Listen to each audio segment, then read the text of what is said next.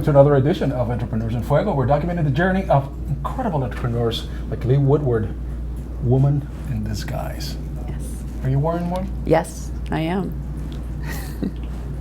I love it. That's so cool. I can't tell. You can't tell. Can you tell, Taylor? Anybody? Tell us what you do. Reveal the secrets revealed. Secret. The woman in disguise is I help my clients transform how they look and they feel through ready-to-wear hair. And it's a fun fashion accessory and amazing product out there, and it's just a great business. I love it. How do? By the way, I'm not going to ask you to take it off or do this thing, or maybe I will. Who knows? I mean, these shows can go anywhere. Hey. But it's I can't tell. I know, it's really, and I think that the hard thing is in this field that there's a wide range of quality of product. Okay. And so there's a lot of bad wigs out there, but the product has come so far. Everything from the actual hair, whether it's real hair. This is actually synthetic hair. This isn't even real hair. What? Yeah, and so there's just a wide range, and it's hard to find the good stuff. Can I touch it? Yeah. Wow. Yeah. So, yeah, it's amazing. And when you put it on, you feel completely different, and but in a good way, in a very authentic way. Is it only for these women in disguise? Can there be a man in disguise? Absolutely. I only need one thing. I don't sell men's products, but I certainly service male clients with female hair styles. Who looks for your product? Who looks for a wig? And I can, forgive me. Let me just partially answer that question, because my sister went through. She had cancer. She went through it about 20 years ago. She went through cancer. She lost her hair, so she looked for a wig. And so I could see the need on that, and I would imagine that's probably part of your business. Yeah, I mean, absolutely. There are women or clients who need it for medical reasons. Medical reasons. There are certainly people, as a businesswoman, you always need to look your best. I traveled a lot in my former corporate life, and I would be on the red eye, roll off in Dubai, have to be in the meeting in 3 hours, and my hair didn't survive that trip very well. And so you have the throw-on hair in the suitcase. There are people that just want to change up their look. I use it very socially. I switch my look up. My husband loves it. So it's really, I think it's more about people who are wanting to explore. We express ourselves through our clothing, through how we actually style our hair. This is just another extension of kind of exploration and transformation. How safe is this, though? I mean, how natural is this?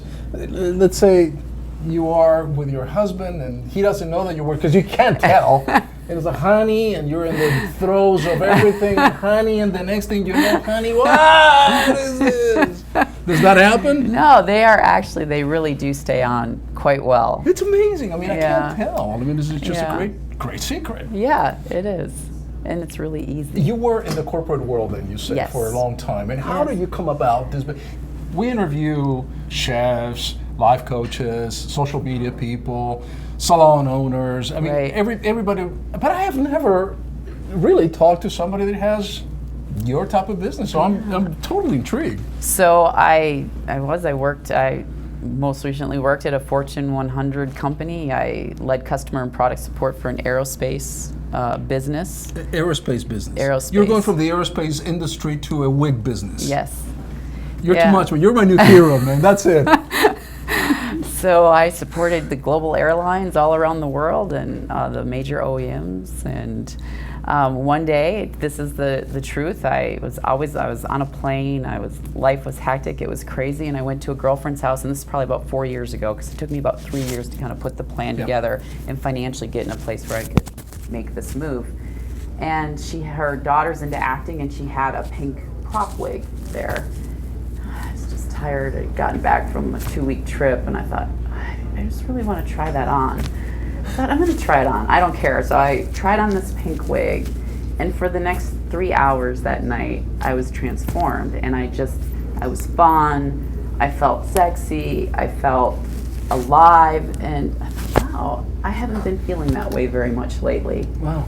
And so at the time, I just kind of became intrigued with wigs, and being a curious person, I just started to study the product, and I started to realize, like, wow, my slogan is "It's not your grandma's wig," because I have these views of what a wig was, right? And that, let me just parenthesize your story, because that is the view that we traditionally have of wigs, is your grandma's wig. I mean, I remember my grandma one time, and she took the wig off, and traumatized me. I was like 6 years old or something like that. Falling asleep at Thanksgiving and it's slightly askew. You know, and so I thought, wow, this product is amazing. And then I thought, I love that. I'm going to go try to buy a wig. And the experience was not fun.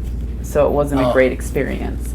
And so I thought, wow, if I did this, could I make a business off helping other women feel like, or other clients feel how I felt that night? And I thought that'd be a pretty cool way to make a living. And it is interesting because you're describing a disruption, right? In the way that we perceive this particular industry, the wig industry, just different.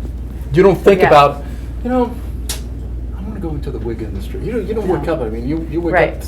You're going to become something else, but you're not going to go into the wig industry. But you did because you found that there could be some disruption there. Yeah, absolutely. It's a product that's a great product, wide range of products. So there is great product out there. It's mismarketed, and I think that. How is it mismarketed now? I mean, because I see, I go to the mall, and every place I turn, somebody's trying extensions and things and everything else. Extensions are very popular. I think oftentimes they limit the marketing either to the fact that you're sick or you're old, and that's why you need a thinning hair. And that's a lot of reasons why people do want the product, but it's limited in its marketing, which makes some people go, wait, well, that's not for me because I'm not in that situation. And then I think in terms of how you actually fulfill that need and the experience out there, it's a very vulnerable thing to switch your look up and to go into a retail store environment with people walking in and out, strangers, and it can be incredibly fun, but it can also be really intimidating. And so the experience of buying it is very difficult, and the internet is really hard because you're not even going to be able to try it on before you purchase it. And for something that is so personal. Right, so personal, and so, and so I just found, like, wow, if I did this is a great product that I think can be marketed to a much broader appeal. And even for those women who are using it for a medical situation, you still want the process to be fun and feel beautiful and feel good, even more so in that situation. And so then I said, wow, and I would really have a different experience for my customers. And so your secret is how you market this product. Yeah, and I think how I... In addition to the product looking terrific, right. I mean... Finding the product almost invisible. Is very difficult, But so what is the marketing secret then that you found? How specifically is that you market this? Yeah, so what I'm choosing to do, first of all, so it's somewhat in the experience. So I'm going out and I'm thinking about this as a fashion accessory, just as you would think about your shoes or your belt or your necklace, your earrings. Okay. So it's more about thinking about it as a fashion accessory. But then in that experience, it's really about appealing to, I think we all have the desire to want to explore. There's different parts of us that we want to express that maybe on a daily basis we always don't get to. That's what happened. Some of those things got suppressed because I was on a plane and I was busy, and I was like, wait, there's this part of me that I'm not spending enough time on. Right. And so I think it's and then allowing the experience when someone's looking for that product to have them have it be a really positive, fun transformation experience. And it's less about this, and it's more about that process of looking in the mirror and going, oh my gosh, I never thought I could be a redhead. This is so amazing.